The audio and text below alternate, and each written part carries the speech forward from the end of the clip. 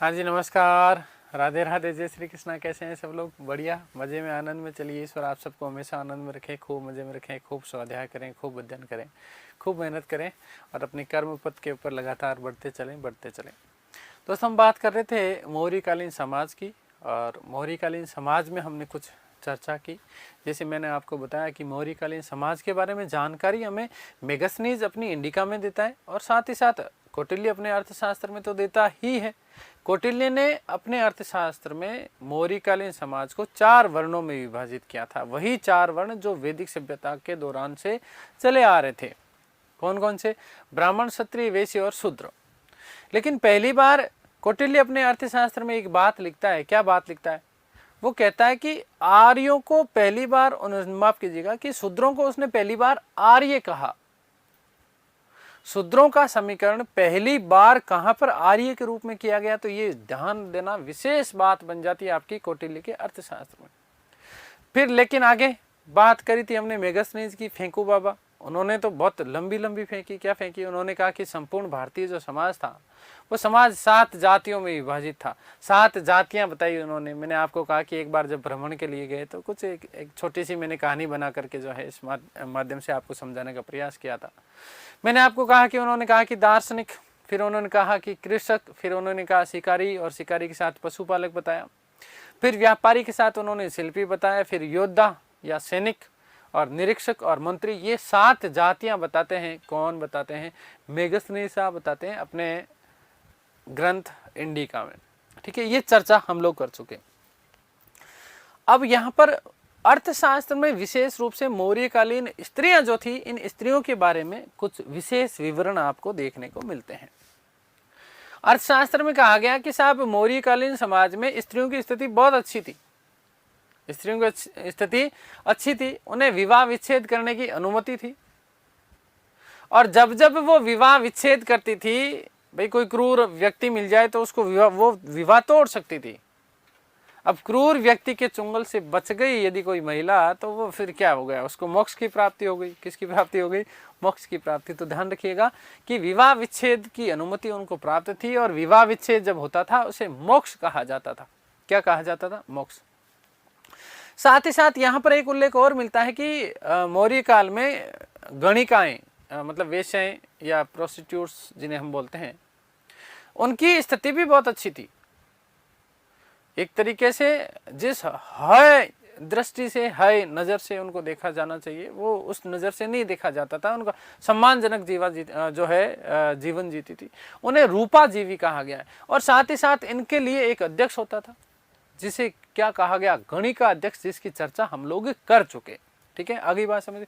इसके अलावा यदि हम बात करते हैं तो कौटिल्य ने अपने अर्थशास्त्र में 9 प्रकार के दास बताए हैं। ठीक है, जबकि मेगस्थनीज एक बात बोलता है कि साहब भारत में दास प्रथा थी नहीं। भारत में दास प्रथा थी नहीं। तो इसका मतलब कहीं ना कहीं ये हुआ कि दास प्रथा तो व्याप्त थी, क्योंकि 9 प्रकार के उसने दास बताए। तो इसका मतलब ये हुआ कि मेगस्थनीज भारत में व्याप्त उस दास प्रथा को देख ही नहीं पाए। क्योंकि मौर्य काल में दासों की स्थितियां भी बहुत अच्छी हुआ करती थी, इसलिए उनको लगा ही नहीं कि भाई ये दास है। भाई विशेष रूप से हम यदि वैदिक कालीन सभ्यता से बात करते हैं तो वहाँ आप लोगों को पता होना चाहिए कि जो शूद्र जो लोग थे वही आगे चल करके दासों में परिणित हो गए थे। तो अब फिर हमने बात कही कि कौटिल्य ने अपने अर्थशास्त्र में शूद्रों को पहली बार आर्य कह दिया। आर्य का शूद्रों की प्रथम जो परिणति जो थी, उनको कृषि कार्यों में लगाया जाता था। सैन्य व्यवस्था में भी उनको शूद्रों को जो है सैनिक के रूप में भी शामिल किया जाने लगा। तो इनकी स्थितियां बहुत अच्छी थी, इसीलिए शायद मेगस्थनीज ये व्यवस्थाएं देख नहीं पाया। तो उसने कहा कि भारत में जो है दास प्रथा नहीं थी। मेगस्थनीज ने ये बात कही। साथ ही साथ देवताओं की जो मूर्तियां बनाने वाले जो व्यक्ति होते थे, उनके लिए एक शब्द प्रयोग किया गया, कारु। ब्राह्मणों की स्थितियां बहुत ज्यादा अच्छी थी। ब्राह्मणों को अपराध करने के बाद में भी दंड नहीं दिया जाता था। हाँ, थोड़ी सी चेतावनी देकर के ब्राह्मणों को क्या कर दिया जाता था? छोड़ दिया जाता था। और ब्राह्मणों को एक तो कर मुक्त भूमि दी जाती थी। साथ ही साथ देखिएगा, मेगस्थनीज ने कुछ बातें और कही। मेगस्थनीज ने क्या कहा? मेगस्थनीज ने कहा कि भारतीय लोग डायनोसियस, मोस्ट इंपोर्टेंट ये प्रश्न बनता है आपका, याद रखिएगा, है ना। डायनोसियस उसने कहा कि भारतीय जो लोग हैं वो डायनोसियस और हेराक्लीज की पूजा करते हैं, डायनोसियस और हेराक्लीज की पूजा करते हैं। अब देखिएगा डायनोसियस किस रूप में, डायनोसियस जो हमारे भगवान शिव है, देखो यह याद रखना है यहां से, डायनोसियस का मतलब क्या बताएगा, शिव, सी ये याद रखना, तो इसका मतलब क्या है, शिव। तो शिव को उन्होंने क्या कह दिया गया, डायनोसिस कहा है, किसने कहा है, मेगस्थनीज ने कहा है, कहां कहा है, अपने इंडिका में। नेक्स्ट क्लीज, कोशक का याद रखिएगा, कृष्ण, बीच में क्या आ रहा ना, तो कैसे जोड़ोगे इसको, कृष्ण। तो हेराक्लीज का मतलब उसने क्या, कृष्ण की बात कही, उसने कहा कि भारतीय लोग जो है शिव और कृष्ण की पूजा करते हैं, भारतीय लोग जो है शिव और कृष्ण की क्या करते हैं, पूजा करते हैं। ये विशेष स्मरणीय तथ्य आपका बन जाता, लेकिन शिव के लिए उन्होंने शब्द क्या प्रयोग किया, डायनोसियस, क्या कहा है, डायनोसियस, और साथ ही साथ हेराक्लीज अर्थात कृष्ण। तो ये दो चीजें आप लोगों को विशेष रूप से ध्यान रखनी है। चलिए मैं सारी चीजें लिख देता हूं। अर्थशास्त्र के अनुसार, अर्थशास्त्र के अनुसार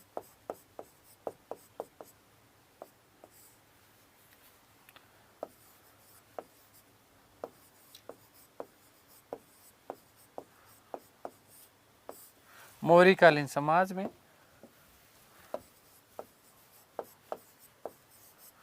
मौर्यकालीन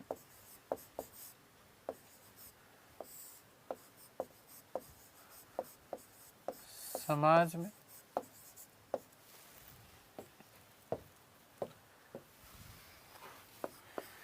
स्त्रियों की स्थिति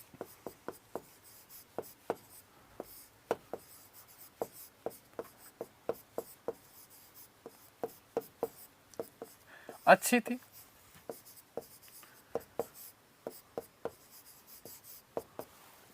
उन्हें विवाह विच्छेद करने का अधिकार प्राप्त था, उन्हें विवाह विच्छेद करने का, विवाह विच्छेद करने का अधिकार था।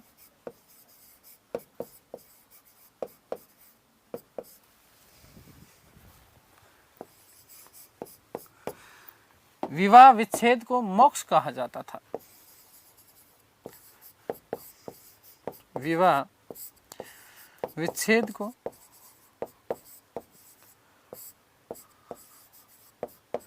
क्या कहा गया है, मोक्ष कहा गया, ध्यान रखिएगा, मोक्ष कहा गया है।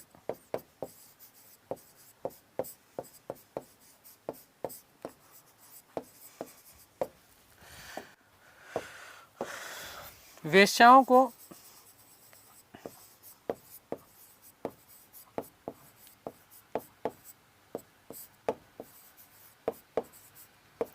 रूपा जीवा, रूपा जीवा। अच्छा एक चीज और ध्यान दीजिएगा, इसी में नियोग प्रथा भी प्रचलित थी मौर्य काल में, ये विशेष तथ्य है। आप लोगों का प्रश्न पूछा जा सकता है कि नियोग प्रथा प्रचलित थी या नहीं थी, तो ध्यान रखना है कि नियोग प्रथा भी प्रचलित थी मौर्य काल में, ठीक है, नियोग भी प्रचलित था, यहीं पे लिख रहा हूं मैं, नियोग प्रथा प्रचलित थी।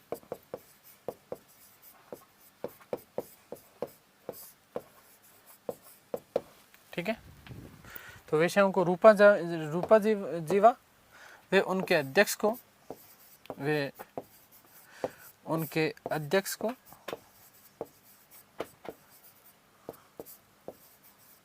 गणी का अध्यक्ष कहा जाता था,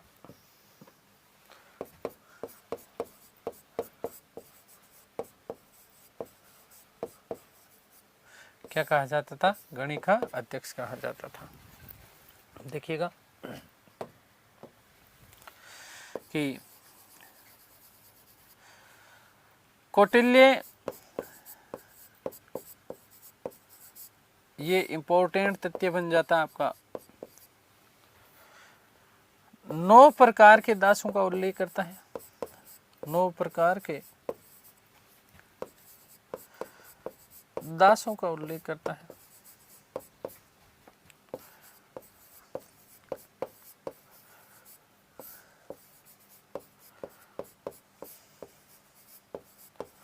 जबकि मेगास्थनीज के अनुसार, जबकि मेगास्थनीज के अनुसार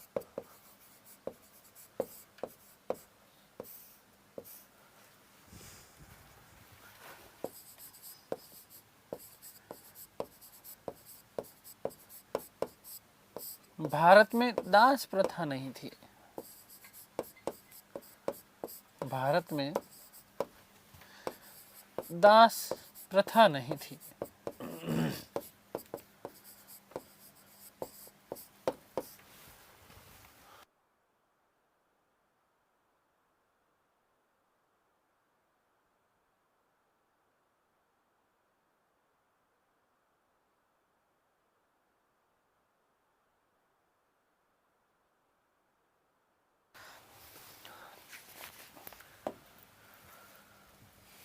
नेक्स्ट, मेगास्थनीज के अनुसार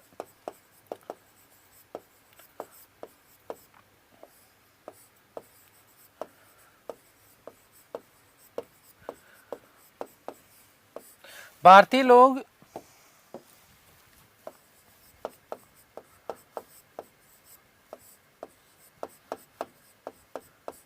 डायनोसियस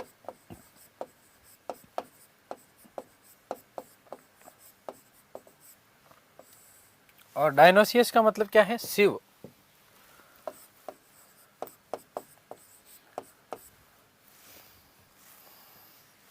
वह हेराक्लीज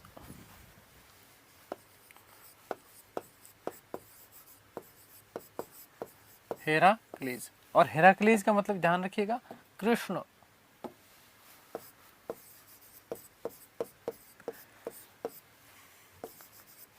की पूजा करते थे।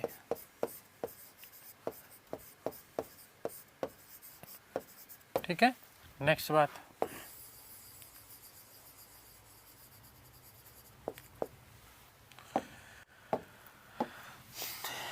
मूर्ति बनाने वाले कलाकार को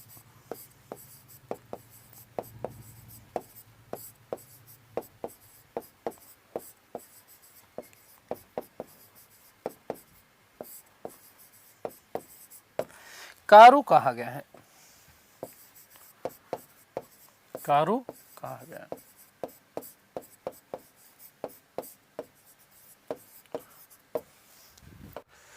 नेक्स्ट चीज कि ब्राह्मणों को अपराध करने पर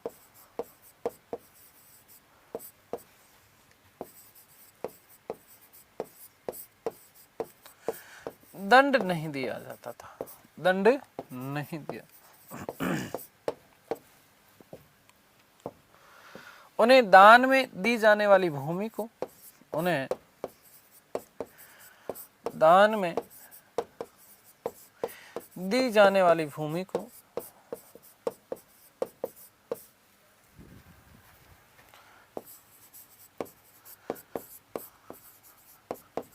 ब्रह्मदेय कहा गया है।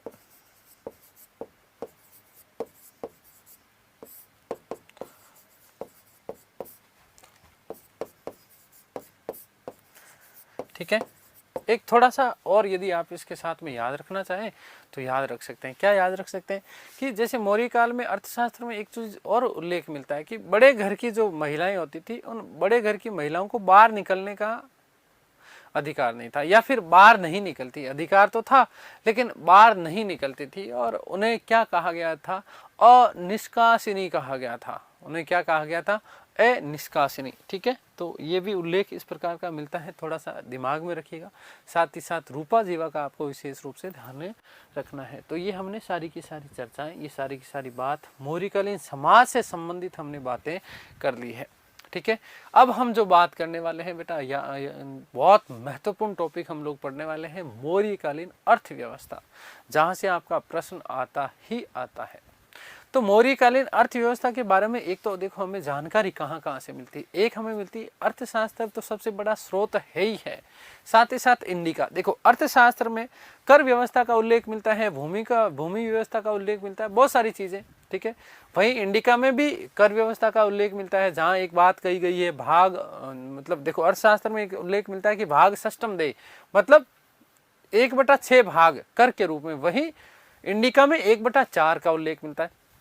वहीं हम एक अभिलेख की बात करते हैं विशेष रूप से, और अभिलेख कौन सा? रुम्मिनदेई अभिलेख, जो कि अशोक का लघु स्तंभ लेख था। रुम्मिनदेई यदि हम बात करते हैं तो आपको पता है कि नेपाल के तराई क्षेत्र में उपस्थित है ना। तो इस रुम्मिनदेई अभिलेख में अशोक की एक तो रुम्मिनदेई यात्रा या लुम्बिनी वन, भगवान बुद्ध के जन्म स्थली, वहां का उल्लेख मिलता है कि वहां उन्होंने क्या की थी, वहां उन्होंने यात्रा की थी। और साथ ही साथ लुम्बिनी ग्राम को ऐसा उल्लेख मिलता है कि उन्होंने कर से मुक्त घोषित कर दिया, और साथ ही साथ कर व्यवस्था को जो था वो 1/4 से या 1/6 से, दोनों भी बातें मिलती है ना, कि बढ़ा करके घटा करके कितना कर दिया, 1/8 कर दिया। तो 1/4 का उल्लेख भी मिलता है, 1/6 का उल्लेख भी मिलता है, दोनों चीजें मिलती है। देखो 3 जगह मिलता है हमें। एक तो अर्थशास्त्र तो सबसे बड़ा स्रोत है ही है, ठीक है। दूसरा आपका इंडिका, इंडिका में भी कर व्यवस्था के बारे में उल्लेख मिलता है। फिर हम यदि बात करते हैं मौर्यकालीन अर्थव्यवस्था का आधार क्या है, मौर्यकालीन अर्थव्यवस्था का आधार क्या है, तो मौर्यकालीन अर्थव्यवस्था का सबसे जो प्रमुख आधार है ना, देखो बोर्ड की तरफ ध्यान देना, सबसे पहली चीज तो कृषि है। सबसे पहली चीज क्या है? कृषि है। कृषि के साथ में बेटा क्या है? व्यवसाय है। कृषि के साथ में क्या है? व्यवसाय, और व्यवसाय के साथ में पशुपालन भी होता था। क्या होता था? पशुपालन होता था। अब देखो यहां से प्रश्न क्या बनता है कि मौर्यकालीन अर्थव्यवस्था को, या मौर्य काल में कृषि, व्यवसाय और पशुपालन जो कि अर्थव्यवस्था का मूल आधार था, इसे क्या कहा गया? ये महत्वपूर्ण बात है। तो यहीं से मैं आपको देखो समझा रहा हूं चीजें। देखो ध्यान देना बोर्ड के ऊपर कि कृषि कौन करेगा? किसान साहब करेंगे। ये आगे आपके किसान।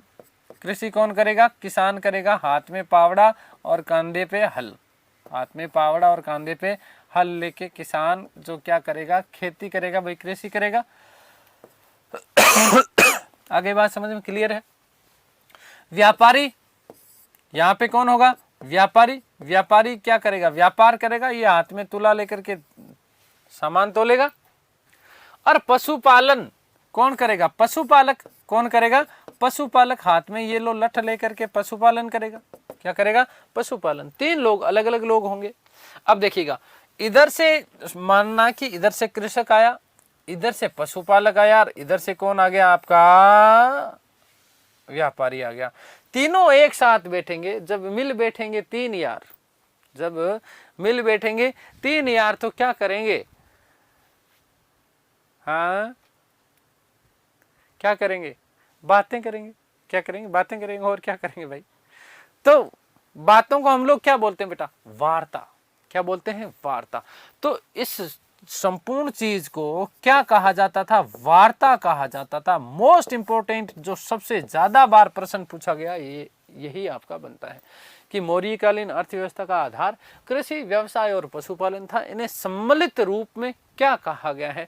तो सम्मिलित रूप में बेटा ध्यान रखना, इन्हें वार्ता कहा गया है। क्या कहा गया है? वार्ता कहा गया। और वार्ता जो थी, अर्थात व्यवसाय, या हम बात करें कि खेती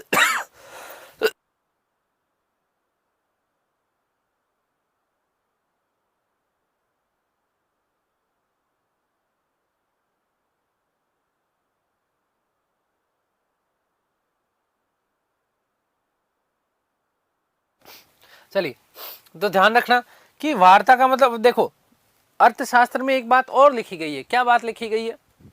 कि जो कृषि थी, ये कृषि भी शूद्रों की प्रथम परिणति बताई है। या फिर वहां पर उल्लेख मिलता कि वार्ता जो था, अर्थात ये सारी चीजें, चाहे कृषि हो, चाहे व्यवसाय हो, चाहे पशुपालन हो, ये तीनों की तीनों जो चीजें थी वो शूद्रों का प्रथम परिणति। प्रथम परिणति का मतलब क्या है? प्रथम कार्य बताया गया कि शूद्र ये सारे काम करेंगे, कृषि भी करेंगे, व्यवसाय भी कर सकते हैं और पशुपालन कर सकते हैं। इसीलिए तो मैंने आपको कहा ना, क्या कहा कि मौर्य काल में शूद्रों की स्थितियां बहुत ज्यादा अच्छी थी, और इसीलिए शायद मेगस्थनीज महोदय जो थे वो इन शूद्रों को देख ही नहीं पाए, शूद्रों को देख नहीं पाए कि शूद्र भी है क्या। लेकिन कौटिल्य ने अपने अर्थशास्त्र में 9 प्रकार के दासों का उल्लेख किया है ना।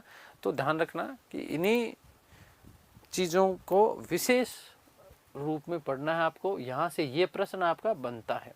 ठीक है, चलिए मैं लिख देता हूं कुछ चीजें।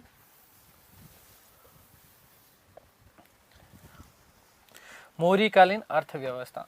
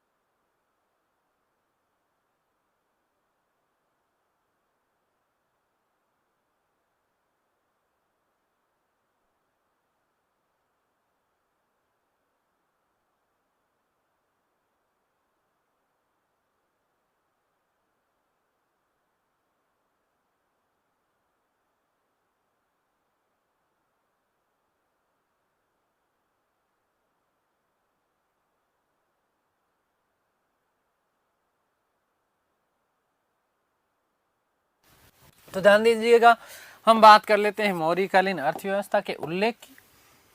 मौर्यकालीन अर्थव्यवस्था का उल्लेख हमें कहाँ पर मिलता है? तो 3 चीजें देखो, एक तो आपका अर्थशास्त्र, ठीक है, अर्थशास्त्र,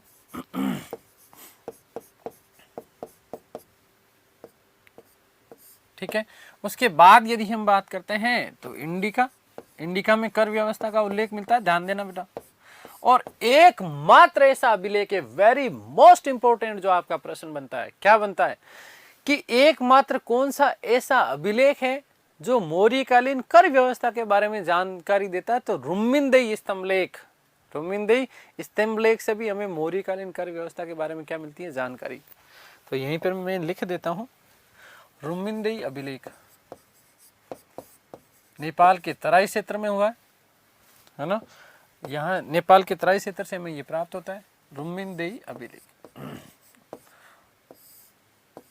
ठीक है।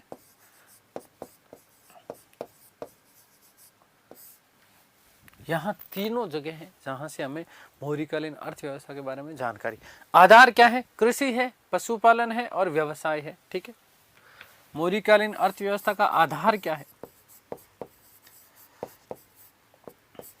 तो आधार कृषि है,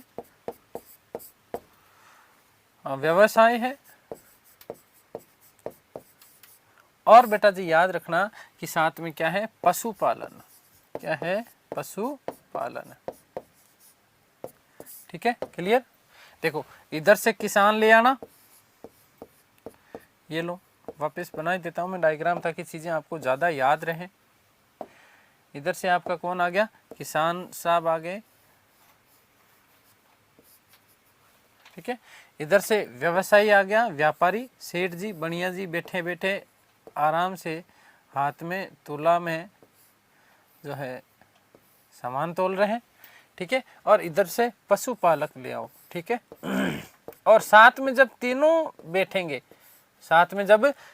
बैठेंगे तो ये क्या करेंगे? बातें करेंगे। इसलिए इन सम्मिलित रूप से कृषि, व्यवसाय और पशुपालन, देखो ध्यान से सुनना, क्या प्रश्न बन सकता है कि मौर्यकालीन कृषि, व्यवसाय और पशुपालन, लैंग्वेज चेंज हो सकती है, मैं अलग अलग लैंग्वेज में भी आपको समझा रहा हूं कि किस तरीके का प्रश्न बन सकता है।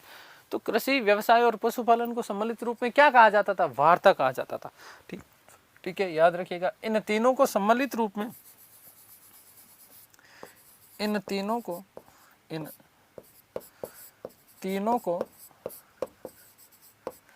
सम्मिलित रूप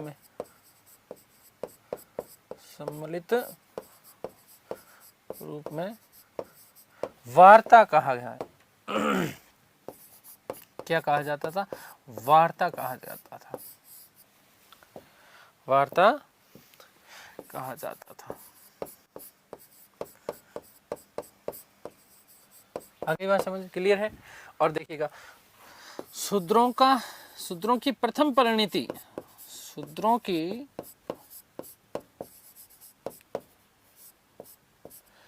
प्रथम परिणति या प्रथम कार्य, सीधे सीधे लिख दो, शूद्रों का प्रथम कार्य क्या था? वार्ता करना। शूद्रों का प्रथम कार्य क्या बताया गया? वार्ता बताया गया कि शूद्र क्या करेंगे? ये सारे के सारे कृषि भी करेंगे, व्यवसाय भी करेंगे, पशुपालन भी करेंगे। ठीक है, तो एक तरीके से शूद्रों की स्थितियां यहाँ पर बहुत ज्यादा अच्छी थी। याद रखना कि शूद्रों को पहली बार आर्य कहा गया। कहाँ पर कहा गया? अर्थशास्त्र में। कहाँ कहा गया था? अर्थशास्त्र में।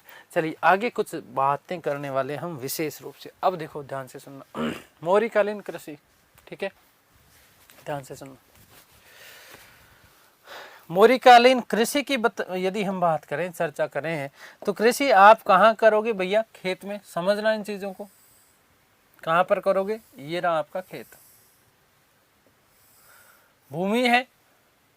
तो पहली चीज तो ये ध्यान रखना कि मौर्य काल में ये जो संपूर्ण भूमि हुआ करती थी, इस संपूर्ण भूमि का स्वामी कौन होगा? राजा होगा। मौर्य काल में संपूर्ण भूमि का स्वामी कौन होता था? राजा होता था। राजा के अधिकार में होती थी ये पूरी की पूरी। ठीक है, आगे बात समझ। लेकिन इस छोटे विशेष टुकड़े के देखो, भूमि तो ये चार हो सकता है ना, चार खेत हो, ये लो, इसके मैंने चार टुकड़े कर दिए, और एक तरफ चलो इसमें बुवाई भी कर देते हैं। ये हमने जो है यहाँ पर कृषि कर ली है। ठीक है, क्या कर लिए? कृषि कर लिए। ठीक है, अनाज बो दिया है हमने यहाँ पर। ठीक है, तो मौर्यकालीन ये पूरी की पूरी, जैसे ये चार खेत है आपके, ध्यान से समझना इन चीजों को। जैसे ये चार खेत हैं और इन चारों खेतों का अंतिम रूप से स्वामी कौन होगा? संपूर्ण भूमि का स्वामी कौन होगा? संपूर्ण भूमि का स्वामी होता था राजा। लेकिन भूमि के एक छोटे टुकड़े, जैसे ये छोटा एक खेत है, समझना इस चीज को, कि जैसे ये वाला छोटा सा जो भाग है, इस भाग का जो स्वामी होता था उसको क्या कहा जाता था? क्षेत्रक। देखो ये क्षेत्र है ना, क्या है? क्षेत्र है। तो इससे याद रखिएगा कि क्षेत्रक। तो पहली बात तो क्या कि संपूर्ण भूमि का स्वामी, संपूर्ण भूमि का स्वामी, भूमि का स्वामी कौन होता था? राजा। पहली बात। और दूसरी चीज कि भूमि को क्या कहा जाता था? ठीक है, भूमि को क्षेत्र कहा गया। भूमि को क्या कहा गया था? क्षेत्र कहा गया। आगे बात समझ, भूमि को क्षेत्र कहा गया। भूमि को क्या कहा जाता था? क्षेत्र। दूसरा, छोटा जो ये भूमि का टुकड़ा जो है, एक मान लो एक कोई खेत है ना, छोटे भूमि के टुकड़े के स्वामी को क्या कहा जाता था? क्षेत्रक। ठीक है, तो क्षेत्र के स्वामी को, क्षेत्र के स्वामी को, या स्वामी ही ठीक रहेगा। ठीक है, स्वामी को क्या कहा जाता था? क्षेत्रक।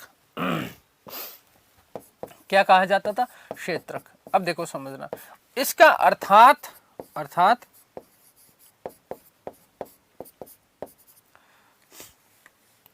भूमि का छोटा टुकड़ा, भूमि का छोटा टुकड़ा,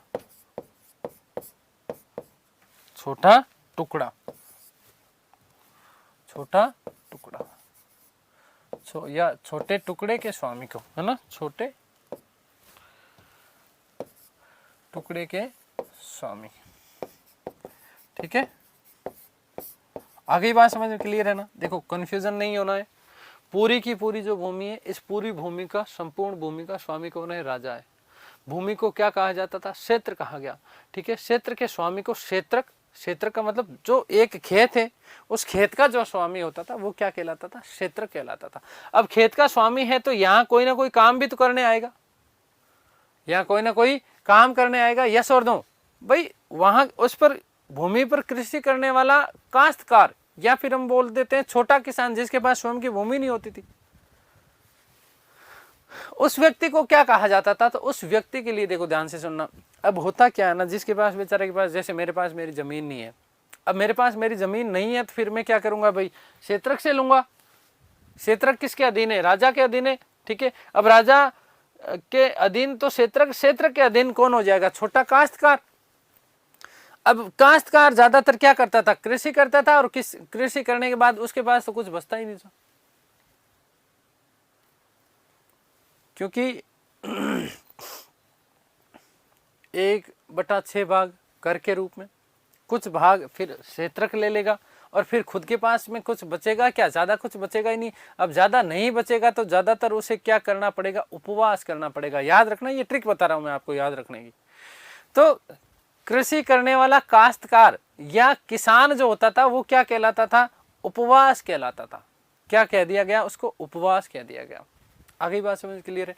2 प्रकार की फसलों का उल्लेख मिलता है इंडिका में, है ना। और इंडिका में कहता है एक तो शरद ऋतु में गेहूं और ग्रीष्म ऋतु में ज्वार और तिल। ये इस प्रकार से विशेष रूप की क्या हुआ करती थी? खेती की जाती थी। तो देखिएगा, खेती करने वाले काश्तकार को, क्या चीज बेटा जी? काश्तकार को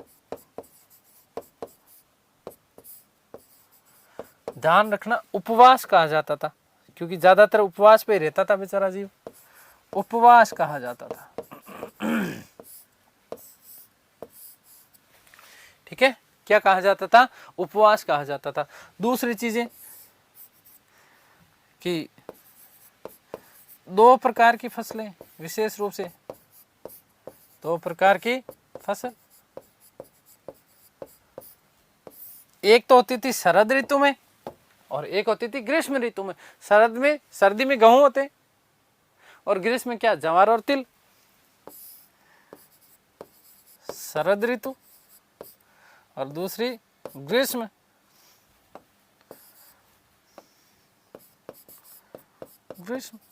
ठीक है ना। तो देखो ध्यान देना, शरद ऋतु में तो क्या? गेहूं की खेती करेंगे। किसकी खेती करेंगे? वैसे इस तरीके का प्रश्न आपसे पूछा नहीं जाएगा। ठीक है, कोई बहुत बड़ा एग्जाम देते हो तो आपसे इस तरीके का प्रश्न आता है, बाकी नहीं आता। ग्रीष्म में क्या? ज्वार और तिल, ज्वार और तिल। तो ये इस प्रकार से जो है क्या की जाती थी? खेती की जाती थी। ये बात क्लियर हो गई आप लोगों को। अन्य फसलों के रूप में उल्लेख मिलता है। कौन कौन सी अन्य फसलें थी? अन्य फसलें कौन कौन सी है? ठीक है, मौर्य काल में और कौन कौन सी अन्य फसलों का उल्लेख मिलता है? ध्यान देना। तो जैसे जौ, चना, चावल, कपास, गन्ना, है ना, इन चीजों का भी वहां पर उल्लेख हमें मिलता है। जौ, चना, चावल, जौ, चना, चावल, कपास और गन्ना। ठीक है ना, ये इन समस्त चीजों का उल्लेख मिलता है हमें कहाँ पर? मौर्य काल में, कि इस प्रकार की जो है कृषि, इस प्रकार की फसलें वहां पर उगाई जाती थी। ठीक है, यहाँ से जो आपका प्रश्न जो बनता है, विशेष जो प्रश्न बनता है वो यहाँ से कि संपूर्ण भूमि का स्वामी कौन होता था मौर्य काल में। या फिर जैसे प्रश्न क्या बन सकता है कि निम्न में से असत्य कथन छांटिए, कोई एक दे देंगे, है ना, कोई एक गलत लिख देंगे, आपको उसमें से चयन करवा लेंगे। ठीक है, आगे बात समझ। अब ध्यान रखो, हम बात कर रहे हैं विशेष महत्वपूर्ण बात कि मौर्यकालीन भूमि के प्रकार। अब मौर्यकालीन भूमि के प्रकारों की यदि हम बात करें तो ध्यान देना कि अर्थशास्त्र में कुल 10 प्रकार की भूमियों का वर्णन करता है। कौन? कौटिल्य करता है। कहाँ करता है? अर्थशास्त्र में। लेकिन विशेष रूप से उसने जो नाम दिए हैं वो 5 प्रकार की भूमियों के नाम दिए। उसने कहा कि 10 प्रकार की भूमि होती थी, लेकिन जो महत्वपूर्ण जो भूमि थी वो उसके प्रकार के 5 ही मुख्य 5 प्रकार की भूमि उसने बताई है। कुल कितने प्रकार की? तो 10 प्रकार की, याद रखना। कुल कितने प्रकार की? 10। लेकिन 10 में से मुख्य जो उसने बताई है वो कितने? 5 प्रकार की भूमियां बताइए। वो 5 प्रकार की भूमियां कौन कौन सी है, यही आपका ध्यान अब बोर्ड के ऊपर होना चाहिए। सारी की सारी आप लोगों को मैं यहीं पर याद करवा रहा हूं। देखो नंबर एक जो भूमि का बात करता है वो कहता है अदेव मात्रिक। क्या बोलता है वो? अदेव मात्रिक। अब इसको कैसे याद रखोगे?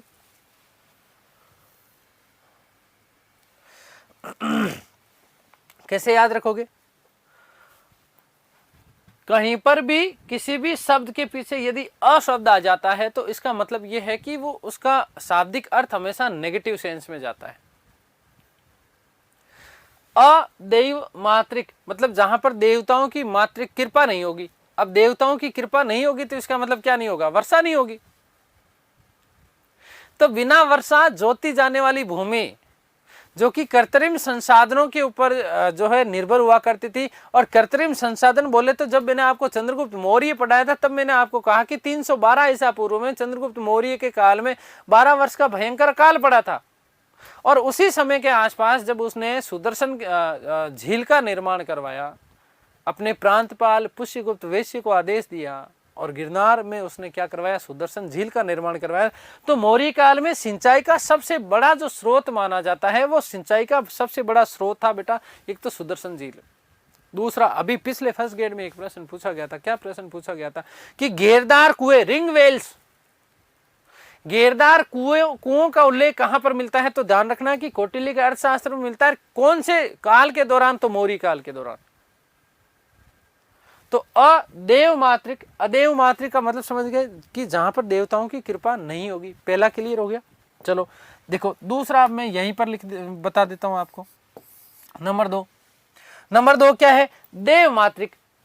अ हटा दो और सीधा सीधा लिख दो। क्या लिख दो? देव मात्रिक। तो देवमातृ का मतलब अब मुझे नहीं लगता कि आपको समझाने की जरूरत है। देवमातृ का मतलब तो सीधे सीधे समझ जाओगे कि वर्षा आधारित भूमि क्या कहलाती थी? देवमातृ। फिर नंबर तीन देखिएगा, नंबर 3 और नंबर 3 पे शब्द मिलता है कृष्ट। क्या शब्द मिलता है? कृष्ट। कृष्ट का मतलब क्या? जोती हुई भूमि। देखो कृष्ट कैसे याद रखोगे? री हटा दो और पीछे क्या बचता है? कष्ट। शब्द क्या बचता है? मैं यदि इस री को हटा दूं तो शब्द क्या बचता है? कष्ट बचता है ना। तो कष्ट कब होगा भूमि को? धरती माता को कष्ट कब होगा? जब उसके सीने के ऊपर हल चलाया जाएगा। और हल चलाने का मतलब जोतेंगे हम, तभी तो होगा ना। तो कृष्ट का मतलब क्या है? जुती हुई भूमि। क्या चीज है? जुती हुई भूमि क्या कहलाती थी? कृष्ट कहलाती थी। याद रखना कि जुती हुई भूमि आपकी क्या कहलाती थी? कृष्ट कहलाती थी। अगला शब्द मिलता इसका जस्ट अपोजिट, नंबर 4 अकृष्ट। अब मुझे नहीं लगता कि ये आपको बताने की जरूरत है क्योंकि एक के साथ में एक फ्री चल रहा है आपका। आप ना अदेव मात्रिक समझ गया तो देव मात्रिक अपने आप समझ में आ गया। कृष्ट समझ गए तो अकृष्ट अपने आप समझ में आ गया। ठीक है ना। अकृष्ट का मतलब क्या हो गया आपका? बताओ। बिना जोती भूमि, बिना जुती हुई भूमि क्या कहलाती थी? अकृष्ट। और एक देखो वो वाली भूमि, कौन सी वाली? वो वाली भूमि मतलब वो अपन दिखाते ना कहीं बहुत ऊंची जो हो, है ना, बहुत ऊंची जो हो उसके लिए हम बोलते हैं ना वो वाली भूमि। अरे वो वाली भूमि देखना भाई ऊंची, तो उसको स्थल, कोई बड़ा ऊंचा स्थल जब हम दिखाते हैं तो उसको हम क्या बोलेंगे?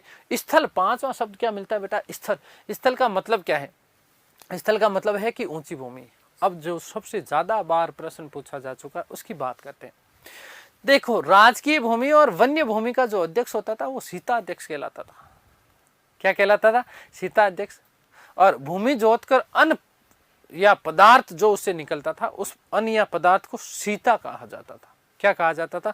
सीता। और आगे जब हम मौर्यकालीन करों की बात करेंगे, अर्थशास्त्र में कुल 21 प्रकार के करों का उल्लेख मिलता है तो वहां पर भी सीता नामक कर का भी हम उल्लेख करेंगे, सीता कर, है ना। आगे बात समझ में क्लियर है? तो देखिए ये लिख देता हूं मैं अदेव मात्रिक। पहली बात तो ध्यान रखिएगा कि कौटिल्य ने अपने अर्थशास्त्र में, कौटिल्य ने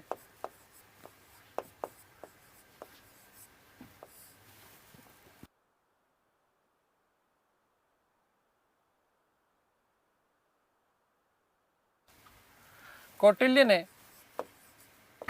अपने अर्थशास्त्र में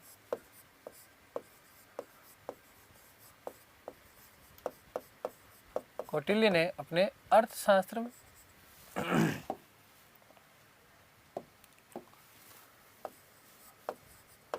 कुल 10 प्रकार की भूमियां बताई है। कुल 10 प्रकार की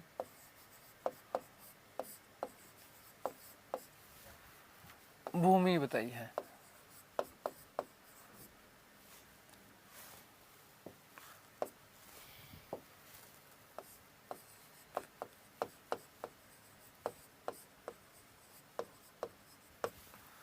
जिनमें से निम्न पांच को मुख्य बताया गया है।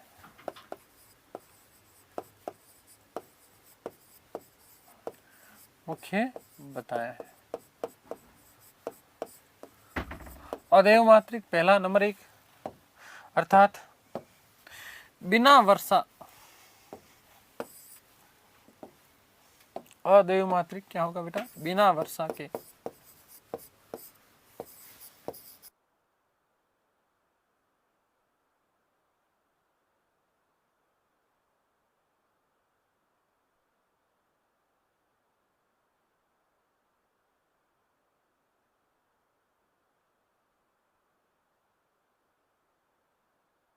बिना वर्षा के कृषि की जाने वाली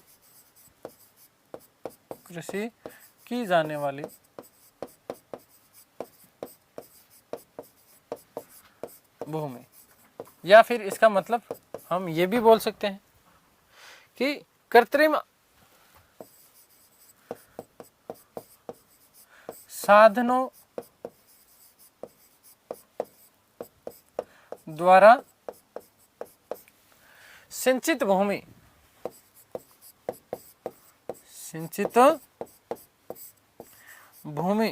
क्या कहलाती थी? अदेव मात्रिक कहलाती थी।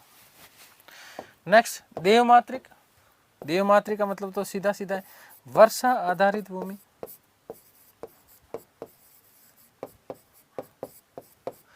वर्षा आधारित भूमि क्या कहलाती थी? देवमात्रिक कहलाती थी। नेक्स्ट, कृष्ट की बात कर लेते हैं हम लोग। तो कृष्ट का मतलब क्या है? जुती हुई भूमि। जुती हुई भूमि क्या कहलाती थी? कृष्ट। और कृष्ट का मतलब क्या है? बिना जुती भूमि। बिना जुती भूमि। और लास्ट मैंने आपको बताया था नंबर 5 पे, मैंने आपको कहा कि स्थल। स्थल का मतलब ऊंचाई पर स्थित भूमि को क्या कहा जाता था? स्थल कहा जाता था। ऊंचाई पर स्थित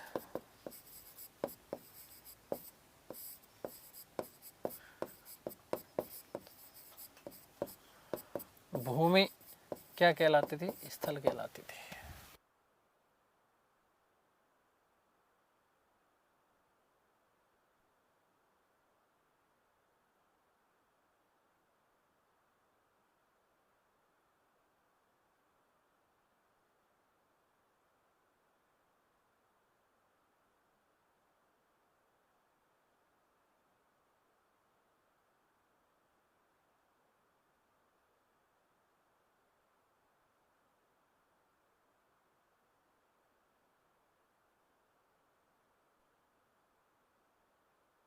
ठीक है, अब विशेष बातें आपको कुछ ध्यान रखनी है, मैं नोट लगा करके लिख रहा हूं जहां से आपका प्रश्न बन सकता है। आज ये मौर्यकालीन अर्थव्यवस्था वाला और मौर्यकालीन प्रशासन वाला जो आपका चैप्टर है ये कंप्लीट हो जाएगा। उसके बाद में हम मौर्यकालीन कला संस्कृति की बात करेंगे। साहित्य में आप लोगों को पढ़ा चुका हूँ, ठीक है, उसमें बहुत डिटेल के साथ में पढ़ाने वाला हूँ जहाँ से सबसे ज़्यादा आपके प्रश्न आते हैं। यहाँ से प्रश्न आ सकता है तो कर पूछे जाते हैं आप लोगों को, विशेष रूप में आप उन चीज़ों का ध्यान रखिएगा। एक तो ठीक है, एक तो देखो मैं आपको लिखवा चुका कि कि राजकीय भूमि और वन्य भूमि का जो अध्यक्ष होता था वो क्या कहलाता था? सीता कहलाता, सीताध्यक्ष कहलाता था। क्या कहलाता था? सीताध्यक्ष। भूमि जोतकर प्राप्त अन्न या पदार्थ जो मिलता था उसके लिए शब्द मिलता है सीता। ठीक है, लेकिन विशेष बात क्या कि मौर्य काल में सिंचाई का प्रमुख साधन सुदर्शन झील। मौर्य काल में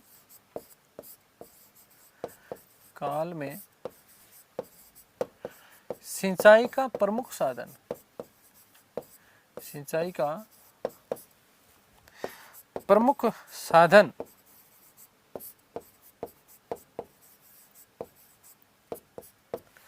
सुदर्शन झील थी। एक तो पहली चीज क्या थी बेटा? सुदर्शन झील। ठीक है, सुदर्शन झील के बारे में कुछ चर्चा मैं आप लोगों को कर चुका। ठीक है, मौर्यकालीन कला संस्कृति में जब मैं चंद्रगुप्त मौर्य के बारे में जहां से हमें जानकारी मिलती है, रुद्रदामन का जूनागढ़ अभिलेख, जब वो पढ़ाऊंगा तो इसके बारे में और मैं आपको जानकारी देने वाला हूं। ठीक है, आगे बात समझ क्लियर है? और दूसरा, सिंचाई हेतु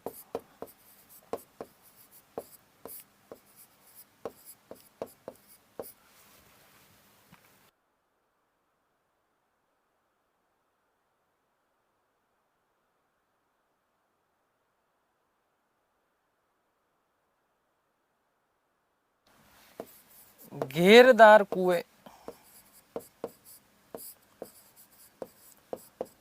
या फिर एक शब्द मिलता है मंडल कूप, मंडल कूप, या इन्हीं के लिए शब्द मिलता है रिंग वेल,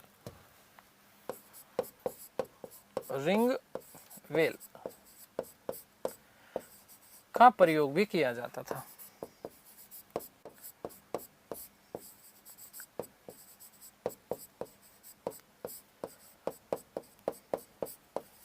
ठीक है, आगे बात समझ में क्लियर है?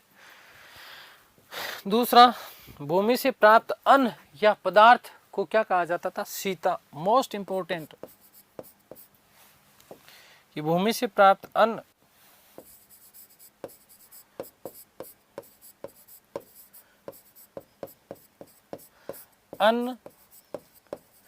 या पदार्थ क्या कहलाता था? सीता कहलाता था, सीता। ठीक है, क्लियर? चलिएगा आगे बात करते हैं। आगे मौर्यकालीन करों के बारे में बात करने वाले। ध्यान रखना कि मौर्यकालीन करों के बारे में जानकारी मैं बता चुका वैसे, है ना? क्यों? एक तो इंडिका की बात कर ली हमने, कर व्यवस्था का उल्लेख मिलता है। रुमिंदेय अभिलेख की बात कर ली हमने। ठीक है, रुमिंदेय अभिलेख में 2 प्रकार के करों का उल्लेख मिलता है, एक बलि और दूसरा भाग। अभी मैं बताने वाला हूँ।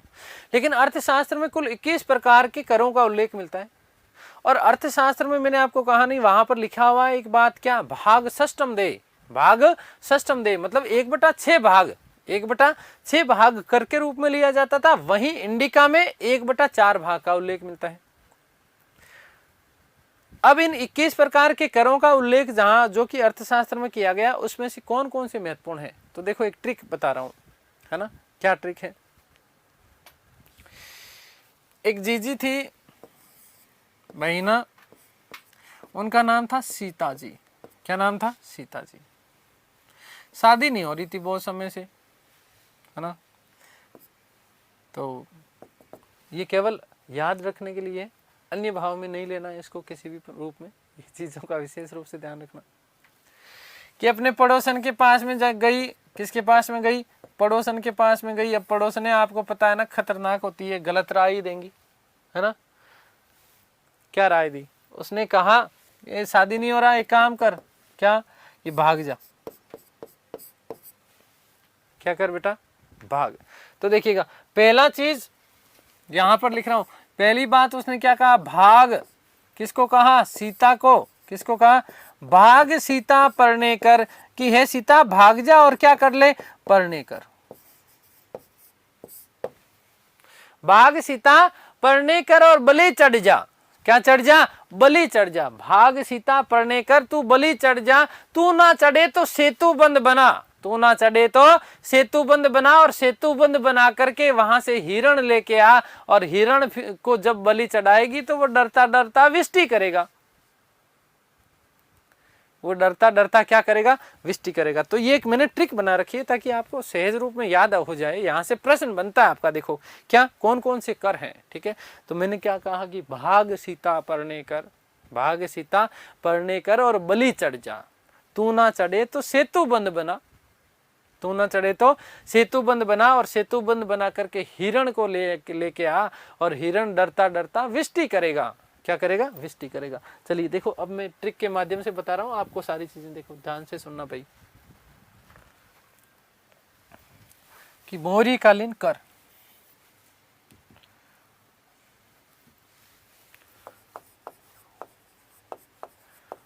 मोहरी कालीन कर,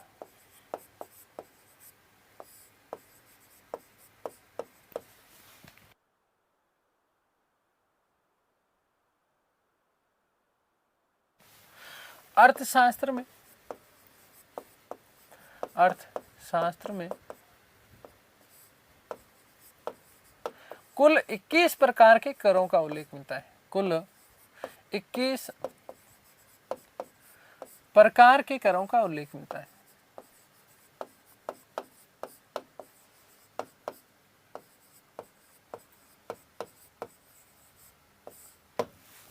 अब करों का उल्लेख मिलता है, लेकिन कर कितना,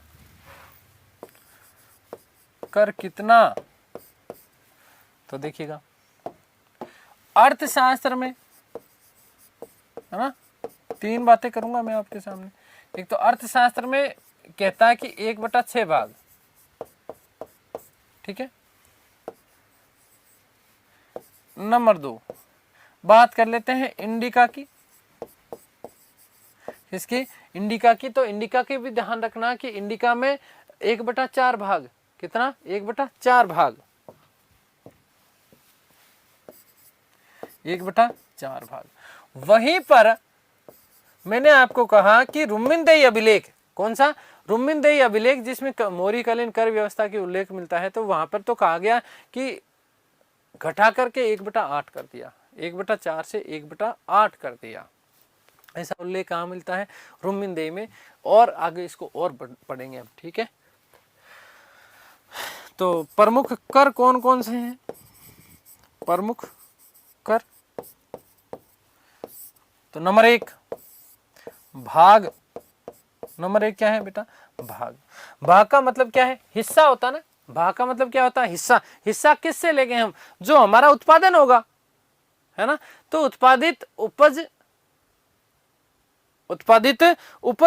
के ऊपर लिया जाने वाला जो भाग होता था, जो हिस्सा होता था, उसको क्या बोलते थे? भाग। और कितना? 1/6।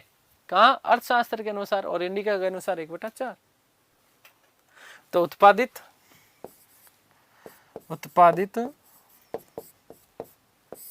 अनाज पर लिया जाने वाला कर, लिया जाने वाला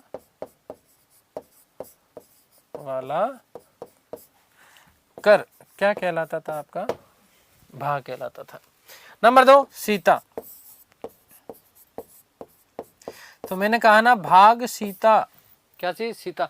राजकीय भूमि और वन्य भूमि से प्राप्त जो कर होता था, जो सरकारी भूमि से प्राप्त, राजकीय भूमि मतलब सरकारी भूमि, और वन्य भूमि, है ना। तो एक साथ लिख सकते हैं कि सरकारी भूमि और वन्य भूमि से प्राप्त जो कर होता था उसे क्या कहा जाता था? सीता कर।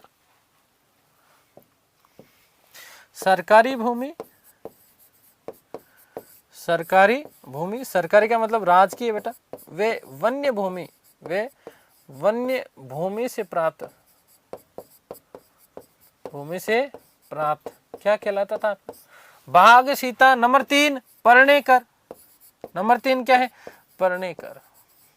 उसने कहा ना, भाग सीता परणे कर और बलि चढ़ जा। परणे का मतलब क्या बेटा?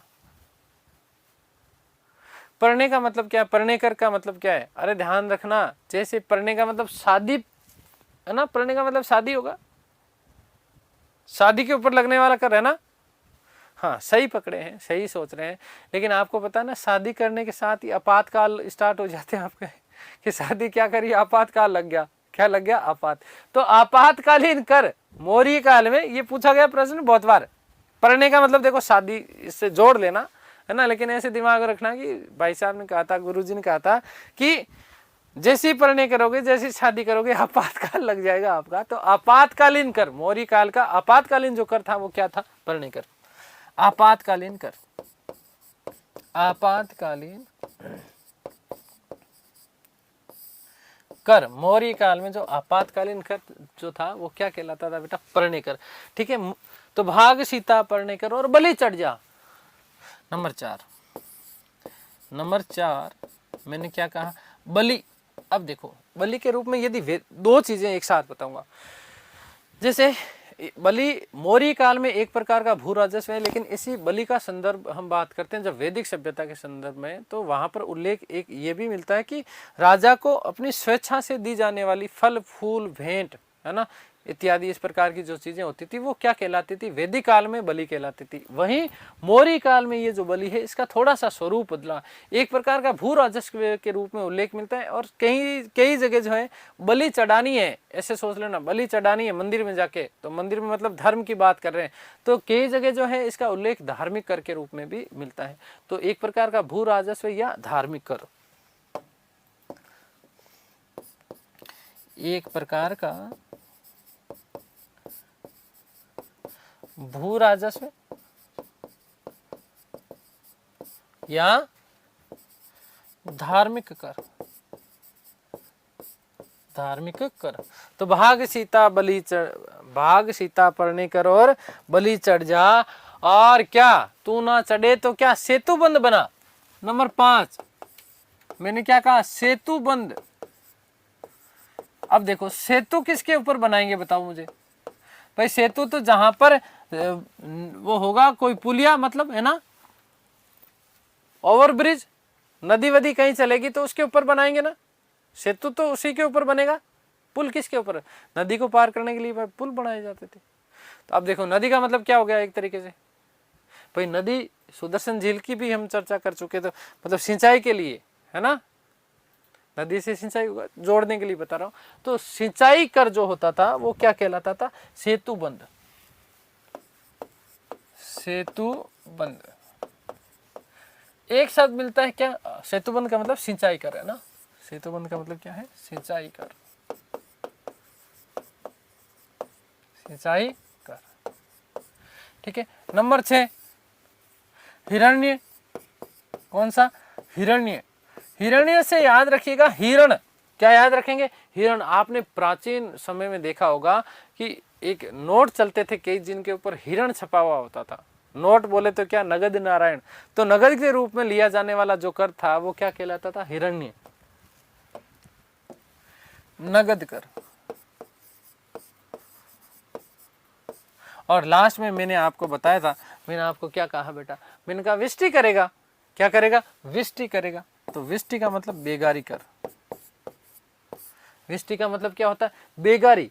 विष्टि का मतलब क्या? बेगारी, फालतू का, बेगारी कर। क्या है? बेगारी कर। ठीक है।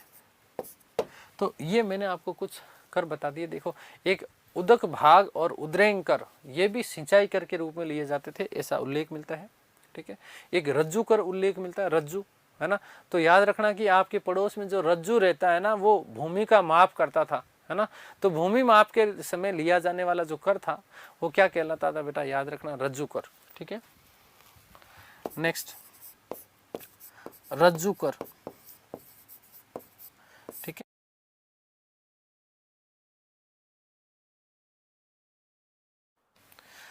भूमि माप के समय, भूमि माप के समय लिया जाने वाला कर, लिया जाने वाला कर क्या कहलाता था? आपका रज्जू कर कहलाता था। अब लास्ट बात हम लोग कर रहे हैं मौर्यकालीन सिक्के।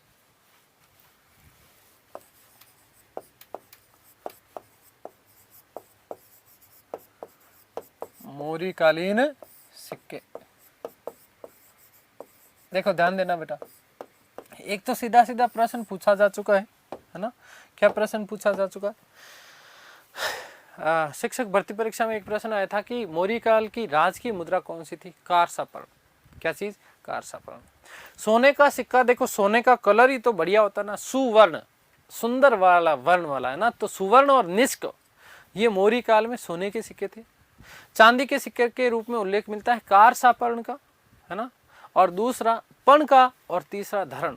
कारसापर्ण, पण या धरण ये जो थे वो क्या थे, चांदी के सिक्के हुआ करते थे। तांबे का बड़ा सिक्का होता था, एक तो बड़ा सिक्का उसको बोलते थे मासक, है ना, और जो छोटा सिक्का होता था उसको बोले थे, देखो छोटा आंख, एक बड़ी आंख एक छोटी आंख, छोटी आंख होती है जिसकी, तो वो क्या होता है, काना बोलते हैं ना, काकणी, है ना, तो खाने से याद रखना काकणी। ठीक है, मौर्यकालीन सिक्के। सोने का सिक्का,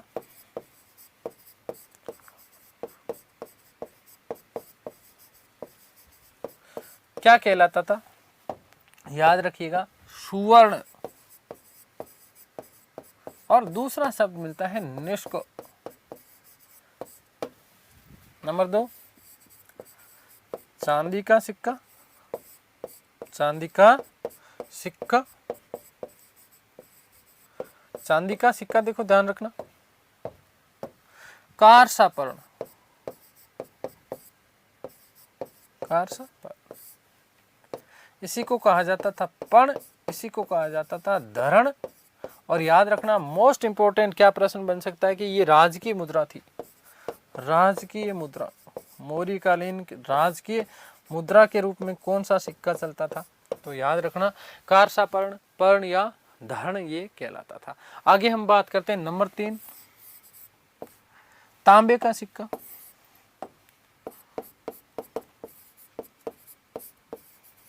तांबे का सिक्का, तो देखो तांबे के सिक्के में 2 प्रकार के सिक्के होते थे भाई, ठीक है। एक तो बड़ा तांबे का सिक्का, बड़ा सिक्का होता था तांबे का, बड़ा सिक्का, और दूसरा छोटा सिक्का, छोटा सिक्का। बड़ा सिक्का क्या कहलाता था, मास्क या मासक शब्द मिलता है पूरा, है ना, मासक। बड़ा सिक्का क्या कहलाता था, मासक। वहीं छोटा सिक्का क्या कहलाता था, काकणी, क्या कहलाता था, काकणी। तो ये दोनों चीजें आप लोग ध्यान रखिएगा। ये मौर्यकालीन अर्थव्यवस्था के हमने बात कर ली है, सारी चीज़ें हमने पढ़ ली है, समाज के बारे में भी बात कर ली है। और दूसरी चीज़ मैं आपको बता चुका कि मौर्यकालीन जो सिक्के थे वो पंचमार्क या आहत के सिक्के होते थे, 5 प्रकार के इसके ऊपर ठप्पे लगते थे। ठीक है, आगे बात समझ में क्लियर है। चलिएगा, अगला जो हमारा चैप्टर होने वाला है बहुत महत्वपूर्ण है, थोड़ा और मैं डिटेल के साथ पढ़ाऊँगा क्योंकि वहाँ से ज़्यादातर प्रश्न आप लोगों के बनते हैं। मौर्यकालीन कला संस्कृति की बातें हम हमारी अगली क्लास में करने वाले हैं।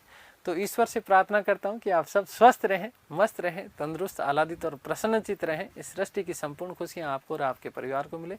मिलते हैं हमारी अगली क्लास में, तब तक के लिए सभी को धन्यवाद, नमस्कार, थैंक यू सो मच।